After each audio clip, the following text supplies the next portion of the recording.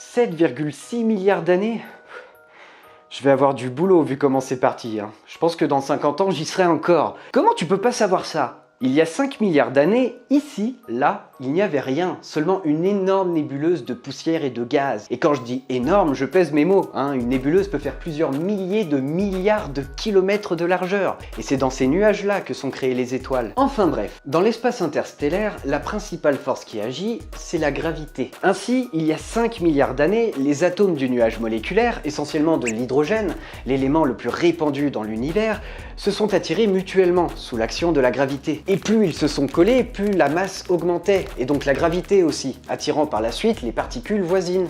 Tout ceci commence par donner un nuage froid plus compact, qui, par sa propre gravité, va s'effondrer sur lui-même. Toutes les particules voisines vont être attirées par le centre du nuage, et vont donc se mettre à tourner autour. Imaginons que cette boule soit une particule, et que ma main, le centre du nuage. Plus elle sera éloignée de ma main, et plus elle mettra de temps pour faire un tour. Et plus elle est proche, plus elle tourne vite. Et bien c'est pratiquement la même chose. Le nuage va se mettre à tourner de plus en plus vite. Il va s'aplatir et prendre la forme d'un disque, que l'on appelle aussi un disque protoplanétaire. Au centre du disque, la matière va s'accumuler et donc la pression va augmenter. Et comme tout ceci c'est du gaz, la température va augmenter. Et il faudra attendre que la température en son centre atteigne les 10 millions de degrés pour que les atomes puissent fusionner entre eux, dégageant une énergie titanesque. Et c'est ainsi que notre Soleil s'est allumé pour la première fois, il y a 4,6 milliards d'années. Et depuis, il n'a cessé de dégager de l'énergie par la fusion de son hydrogène en hélium.